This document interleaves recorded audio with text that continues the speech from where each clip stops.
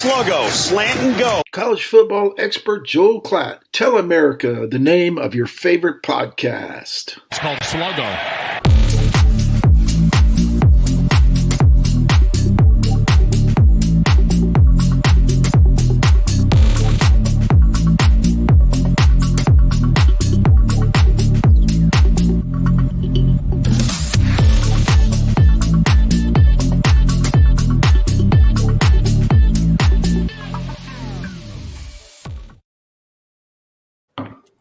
Casey the Beef Cregan, Zach Locks Parker. Every time that picture of me with that dope hat comes on, I think about Vegas and how I left the hat behind, and I could have made a statement with that hat if I'd worn it on this show.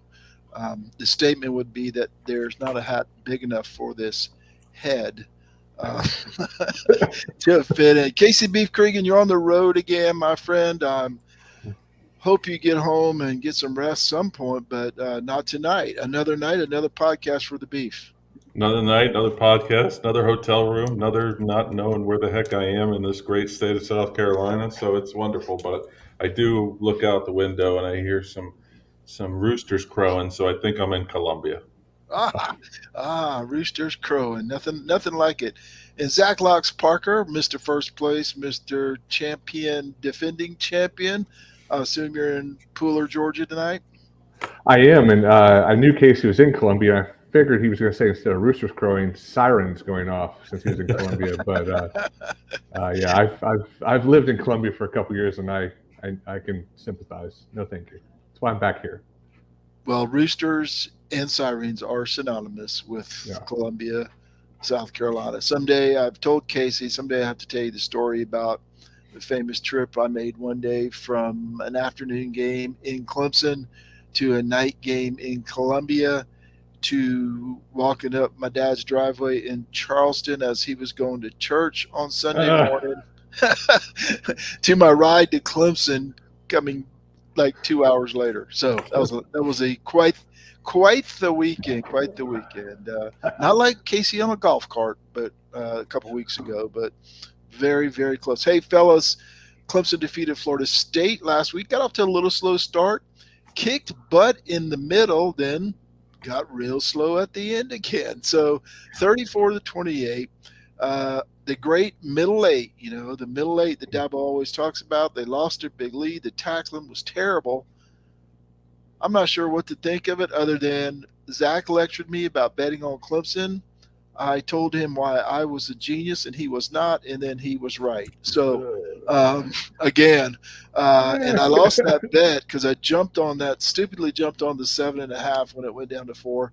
Casey, takeaways from last week of the Clemson-Florida State game. Man, how good was Clemson? Right at the start of the game, Florida State kind of drives down the field. You kind of get one of these feelings, here we go. Clemson responds right back, 7-7. Goes down again. But I still didn't feel awful about the defense. But they went down again, 14-7, comeback score again, tie it up 14-14, and then just kind of take off from there. It goes 31-14 at that point, 30-14, something to that nature.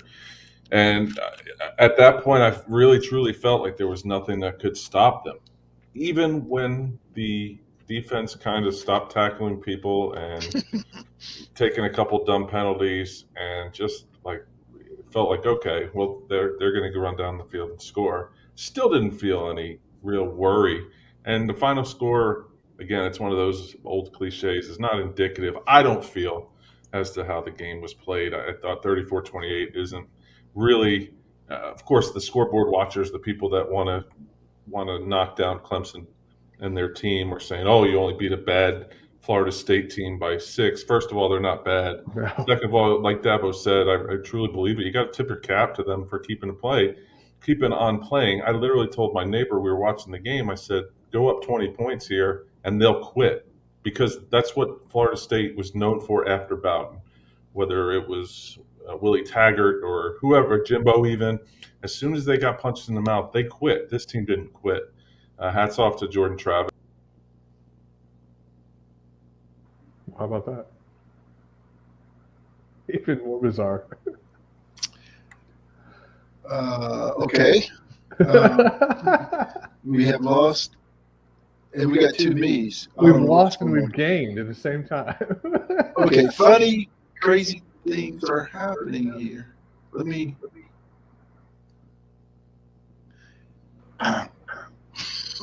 Locks, what was your impression of the Clemson-Florida State game? Well, I will finish his thought. He was just going to say, talking about Jordan Travis. Hats off to that kid. It reminded me a little bit of Deshaun Watson, the first time Clemson played at Alabama in the national championship. Just never gave up. Kept on coming at us, and had something to show for it. I think the biggest part of this thing was everybody got bored, man. I got bored watching it. The announcers got bored announcing it. It was 34-14 with I think 6 minutes left in the third quarter. It was kind of like, we did our job here. I think it's also a good thing that Florida State came back. I think it's also a good thing that Florida State did come back, because I think it's going to be a valuable lesson for the rest of the season for Clemson. I'm sure the coaching staff drilled that point into all the players' heads this week, that it's time to start stepping on people's necks, making a statement, finish the game all the way through. So I'll turn it back over to Casey. How you doing, bud? Good to see you. Yeah, I don't know what happened there. I don't either. It's crazy. We had a fourth member of the podcast. Evil Marty showed up. It was crazy. I think you're getting ready to talk about my record on the picks, and I had to eject you. Well, I thought it was like because I was talking bad about Columbia, like the ghost of the A-loft here at the Vista, where we're getting me. No, I didn't take anything negative out of it. Obviously, you want the defense to make all their tackles, and yeah, I kind of like when there's stuff to work on. I think offensively they were great, but how good was Shipley? How good was Will Shipley? But then, as you said in the text, Marty, where was Bo Collins? He wasn't targeted but one time, I think, during the game. Yeah. And he was in, no catches. So it's just crazy. It's weird. It's like no matter who the offensive coordinator is, it's a Clemson thing. Remember Spiller had like two touches and a half one time? How do you give C.J. Spiller 2 touches? ETN had the same thing, right? ETN, yeah. And, then last week, the tight ends, I think they were targeted twice between the two of them. And then all of a sudden they're targeted and Bo Collins gets one. And Casey, I didn't see him. You said you saw him. And then I looked at the participation chart, and he played more than any other wide receiver and got one target. Yeah. On the other hand, they only threw 23 passes, and it was obvious they were going to Shipley, right? He had like 6 receptions, and so the plan was to go to the running back, specifically Will Shipley, out of the backfield. That's pretty obvious, and not pass a lot. I don't know what the purpose of that was. They thought they could run on Florida State. Who knows? Maybe that's a good question for Mr. Priester if he's talked to you guys' old running buddy Brandon Streeter lately. Here's the good news, fellas. Clemson's still undefeated.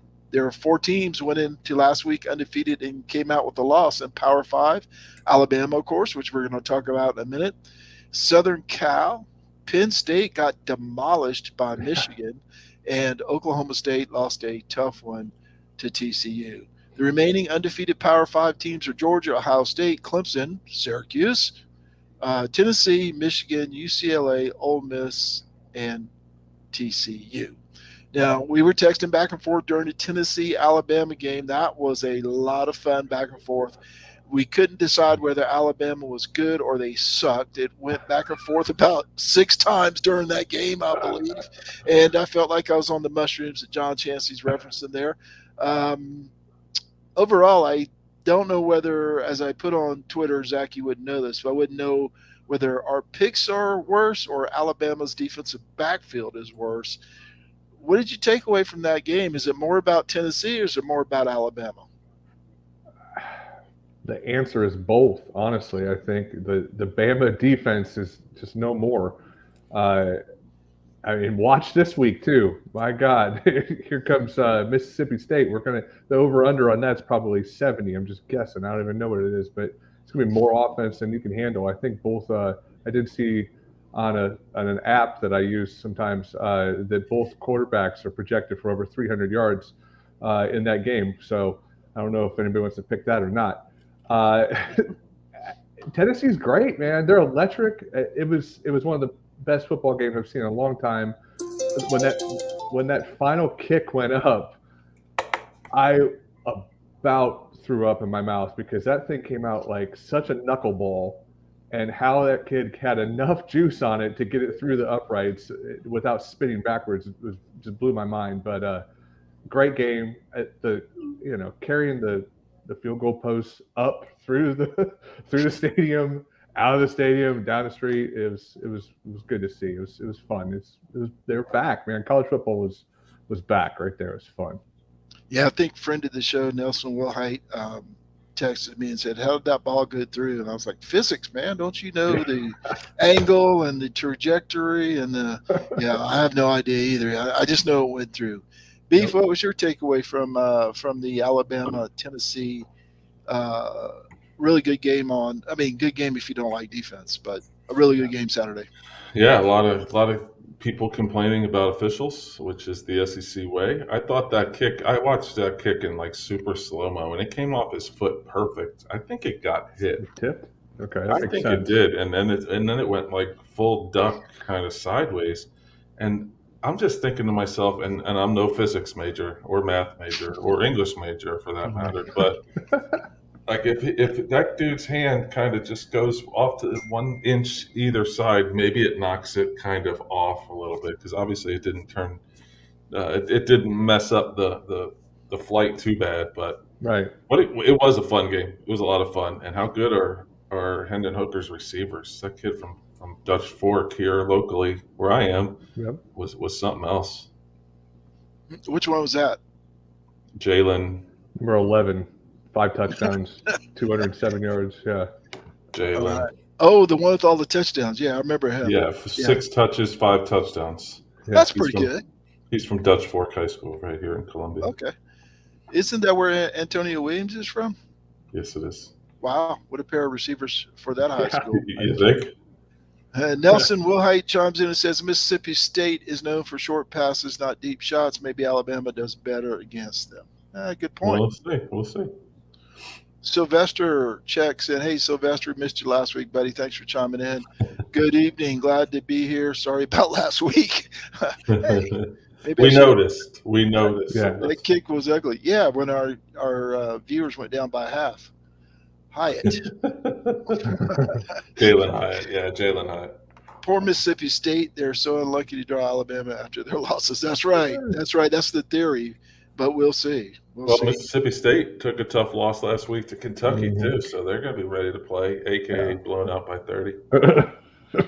Okay, fellas, I was not a believer in Michigan until last Saturday. Let's see, that game started at 11 o'clock in the morning here. I think it was about 11:28 that I said, holy shit. But they crushed Penn State. Now, I'm still of the mind that I don't know how good Penn State is, right? What happens if Penn State loses their next 5 games or 6 games and it turns out that they're not really that good? But that said, if I was voting in the poll this week, I would have voted Michigan number 4 ahead of Clemson and put Clemson at 5. Locks, your takeaway on Michigan crushing Penn State?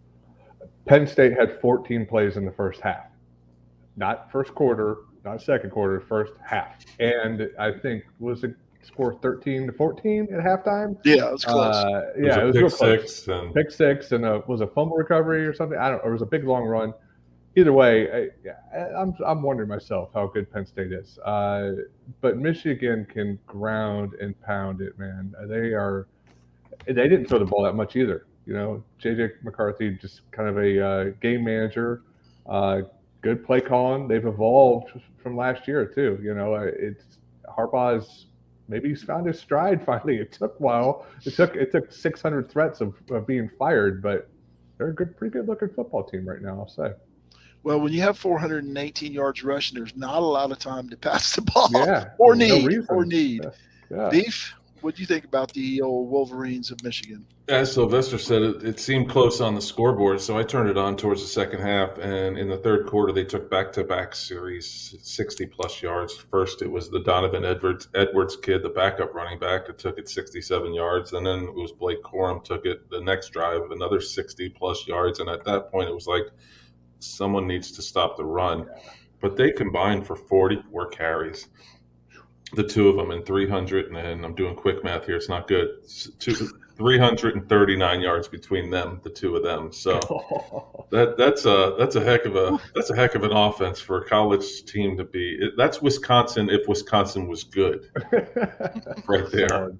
It's about, quick math. I'm doing it too, so we're real dangerous. Two of us doing quick math. It's about a quarter of a mile rushing. Oh, In a nice. football game.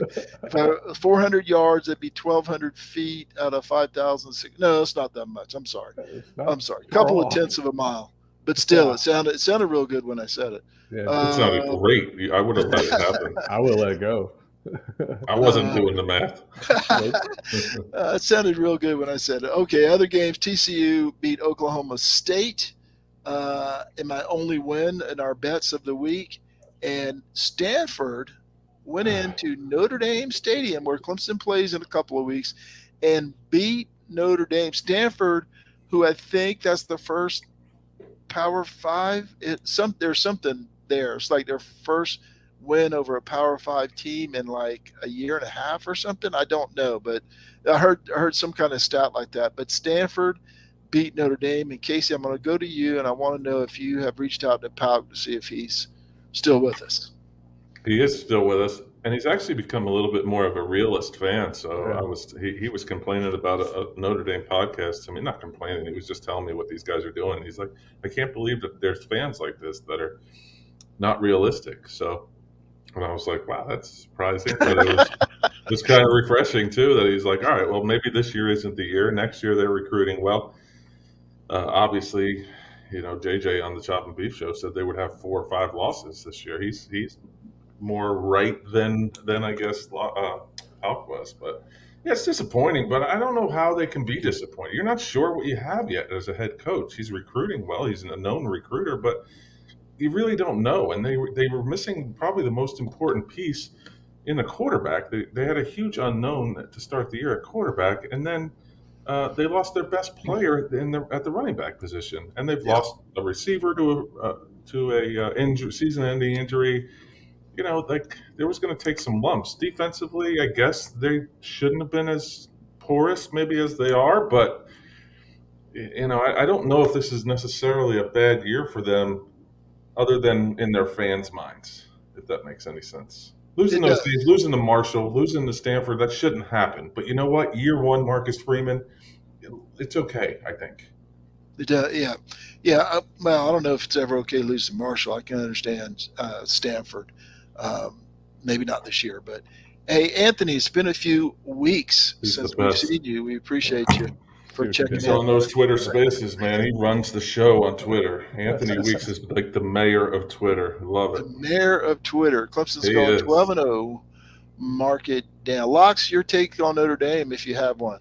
It's pitiful, boring, pathetic. They are boring. It was very boring. 14-12. I mean, especially against at home against a Stanford team that gives up a pile of yards. I don't know how they couldn't put anything together. Don't know. I would imagine they're going to be calling for the offensive coordinator Tommy Reese's head to be lopped off at least in the off season. It's just not happening. I know there's not a lot of weapons, but I mean, Stanford's just a terrible, terrible defense. I want to mention too, the TCU Oklahoma State game. It's just a shame that game was on at 3:30 up against Alabama, Tennessee, 24-7 at halftime. I had a 3 TV setup. You guys saw it. It was sick. Just had that kind of on the side, was kind of side peeking it. And then all of a sudden, here they come, and Oklahoma State fell apart. Quarterback play looked terrible all of a sudden in the second half, and TCU just kept steamrolling. And 2 overtimes later, TCU won the game. It was pretty incredible. Wonderful 3:30 Big 12 track meet. Gotta love it. Yeah, there was good games on at the 3:30 time. Yeah. In your region, it was 2:30 here, which is one of the good things about living in the Central Time Zone. Football starts at 11 o'clock on Saturday here, fellas, and get that extra hour. When you're an old man, you take every hour you can get. All right, this week, Syracuse travels to Clemson in a battle of unbeatens. Ole Miss travels to LSU. Ole Miss is undefeated. UCLA travels to Oregon, and UCLA is undefeated. Texas at Oklahoma State. Now, 2 of us have bets on this game on the opposite sides, but different point spreads because news came out. I don't know if Casey knows this. Oklahoma State quarterback is injured, and there's still some question of whether he will play or not. Last time I looked, I haven't looked in the last few hours. Mississippi State travels to Alabama, as we talked about. Texas A&M at South Carolina, which kind of has me interested, and because I'm hoping for a tie, like it's 1986. I'm hoping for a 1986 tie. And Kansas State at TCU, which is on my list of picks for the week. Locks, anything stand out in that group for you? I was two. I mean, honestly, for me to be interested in a Pac-12 game is kind of unheard of. But I think UCLA at Oregon is going to be a good game. Going to be a shootout also, I think. Chip Kelly going home to Oregon, see if he actually has a team together this year. See if he can pull off the win. But I was looking at Texas. They could be good, man. Like, look at their losses. A stupid loss with a backup quarterback to Texas Tech. Just barely lost to Ohio. It was Ohio? No, it was Alabama. Alabama, no, Ohio State. With their backup quarterback as well, coming in after Ewers got hurt. So if they can put something together and they finish with 2 losses, watch out next year. Well, there are actually people talking about them getting in the playoff this year, and I'm thinking, okay, wait a second, there's still 9 undefeated teams, or how many ever there are, and there's all kind of combinations in the SEC, which they aren't a member of yet. Yeah. There's all kind of combinations of Tennessee beating Georgia, or Georgia beating Tennessee, and everybody ended up with 1 loss basically, and all 3 of them getting in, and Clemson being undefeated, and UCLA can be, it's just they're already pumping up Texas for next year. It's not Texas A&M now; it's Texas. One of them is going to be talked about as being back way before they're back. Hey, Anthony Weeks has a question here. Which team would give Clemson the most problems if they were to play today? And I'm assuming he's talking about undefeated teams. And from what I saw, it might be Tennessee throwing the bomb,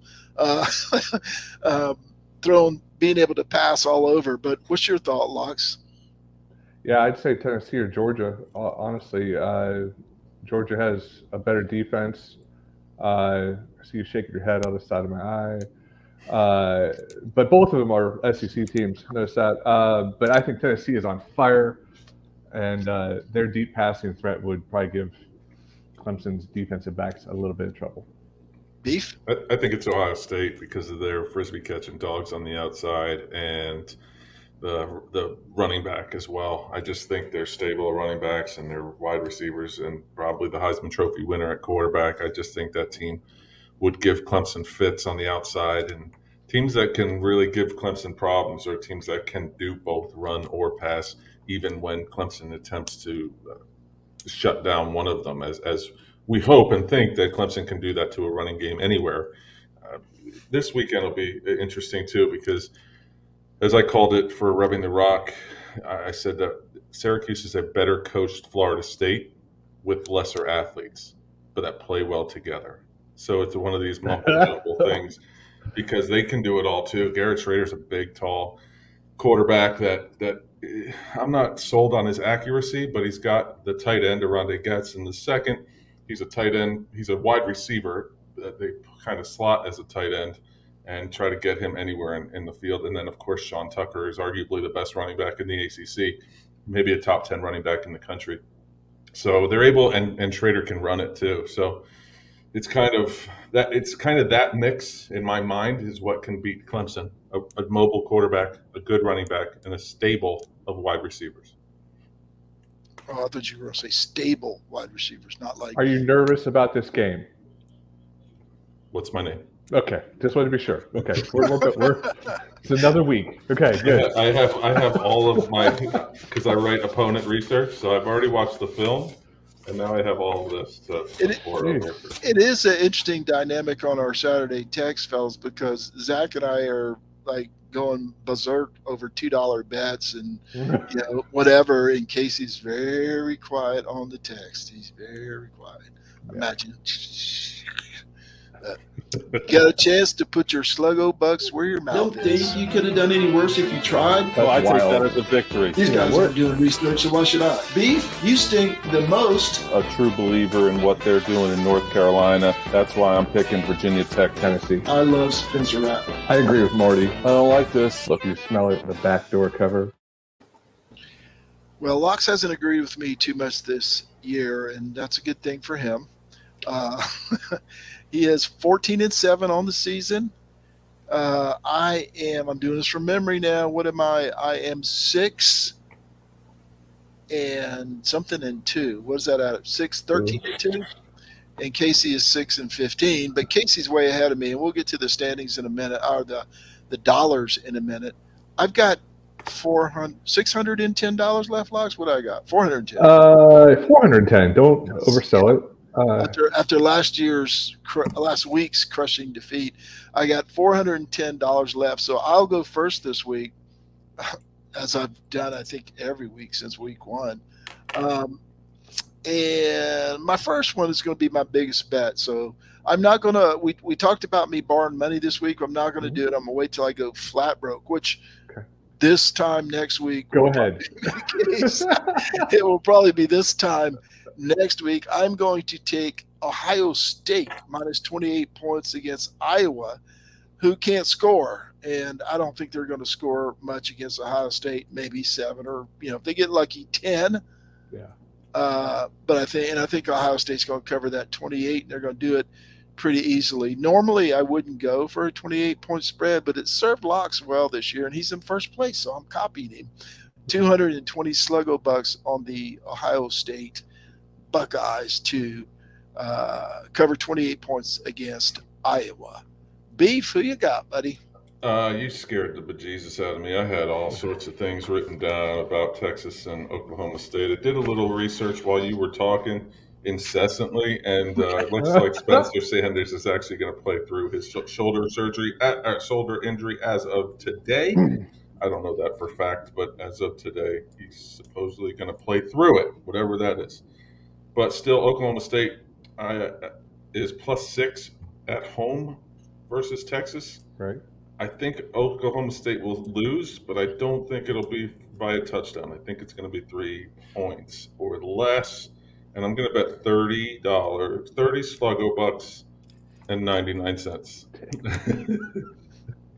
The most irritating handicapper ever of them all.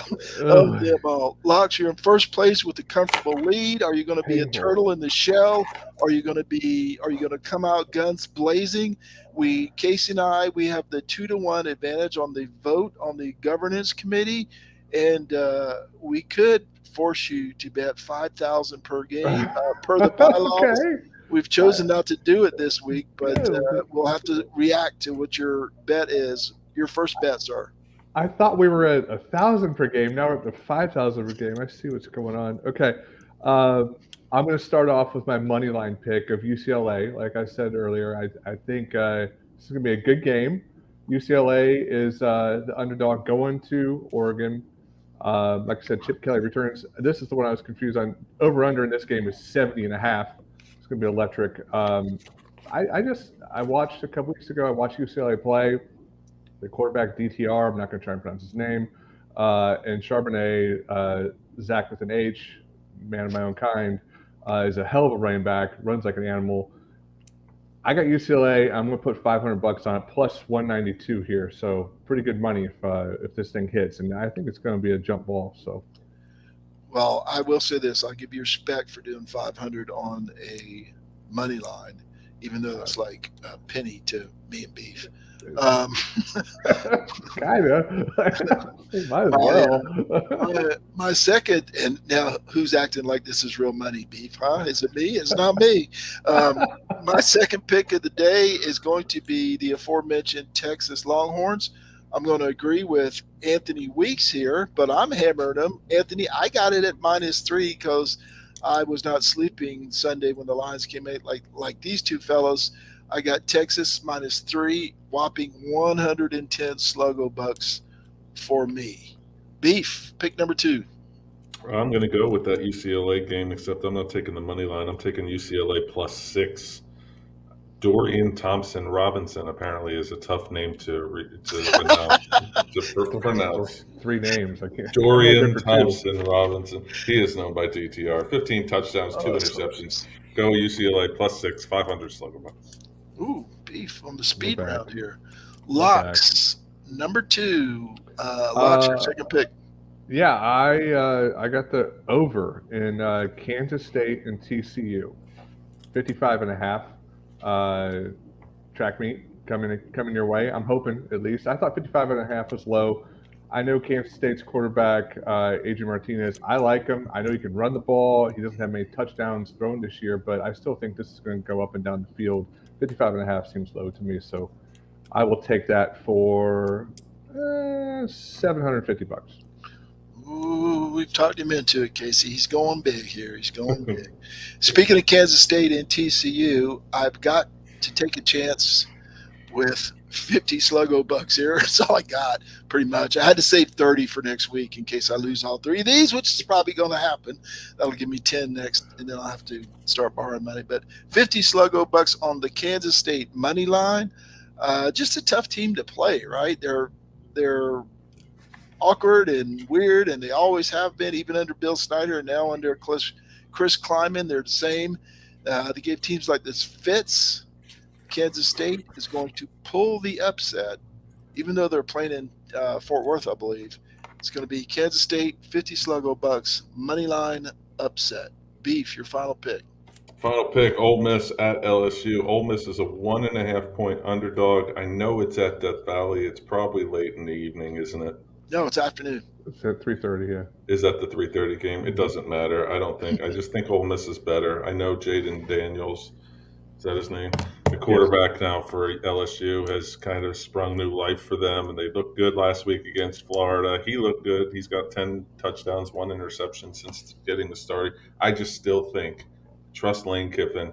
As Houston Burnett said in the comments, Michael Scott biting his lip gif at these picks. Sheesh. Yes, it doesn't get any better as we go on. Houston for my picks. Ole Miss will win the game outright, 1,500 sluggo bucks. Whoa!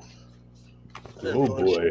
I didn't realize Beef had 1,500 sluggo bucks, but thanks for going there, Beef. Late. I hope that If is. I don't, that's what overdraft protection's for. Works every time. Just like in college, you do not have it. Locks, your final pick. I got another over here. Mississippi State and Alabama. Over-under is at 61. I think in the comments they were talking about angry Alabama. I kind of agree. Their defense still is suspect. I know Nelson was saying that Mississippi State just does a lot of little dump passes. So they do a volume of them. I know that.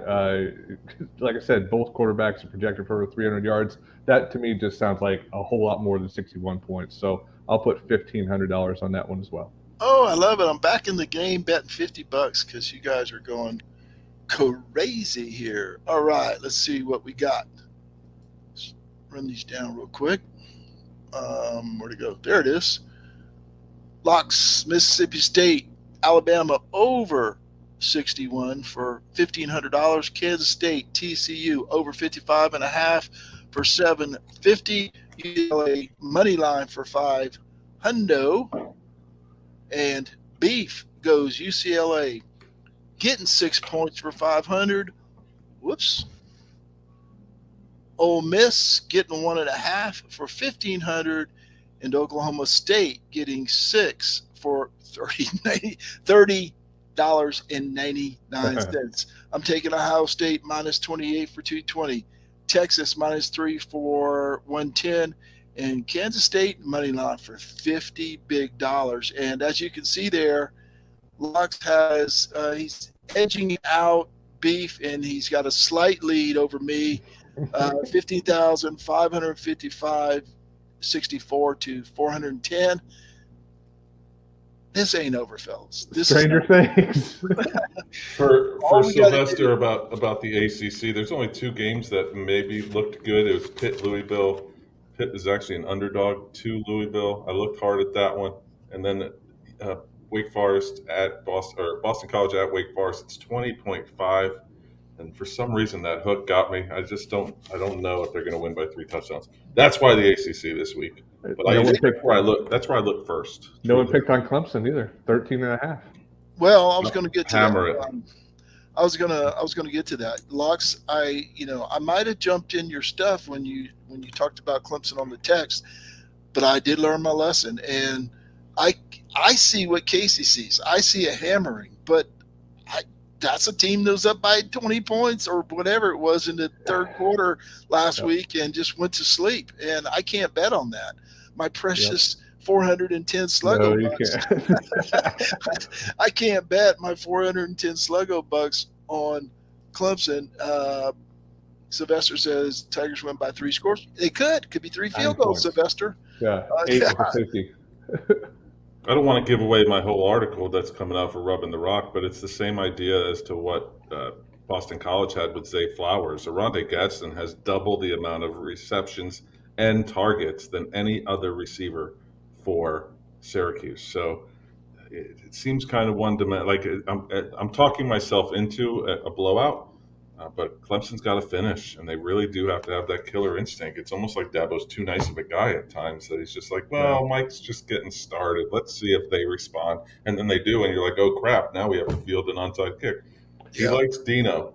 Dino would probably have a job on his staff if he were to ever get fired at Syracuse. That always worries you, you know?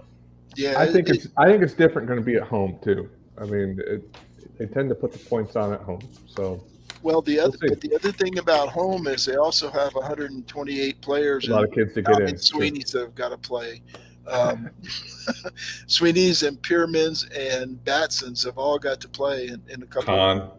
Yeah, they've all got to play. So I always worry about that. But you're right. If they're gonna crush somebody, it's usually at home because.